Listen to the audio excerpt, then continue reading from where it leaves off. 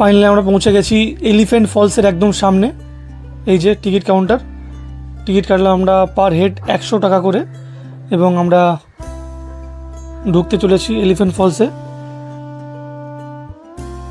তো আমরা এবার সিঁড়ি দিয়ে কিছুটা নিচে নেমে যাব ঝর্ণা দেখার জন্য। আর এখানে খাসি উপজাতিদের ড্রেস কোড হয় একটা, তো সেই ড্রেস কোড আপনারা এখানে বাঁদিকে এই ঘরটা থেকে রেন্টে নিয়ে পরে ফটোশ্যুট করতে পারেন।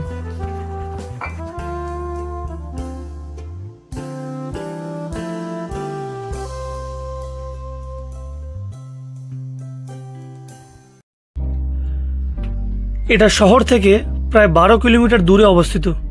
আর বিশ্বাস করুন, এখানে আসার পর মনে হবে প্রকৃতি যেন নিজের হাতে আঁকা এক শিল্পকর্ম আপনার সামনে মেলে ধরেছে। এলিফ্যান্ট ফলস আসলে 3 ধাপের ঝর্ণা। উপরের দিক থেকে নেমে আসা জলের ধাপগুলো একটার পর একটা ঝরে পড়ে নিচে এসে মিলিত হয়।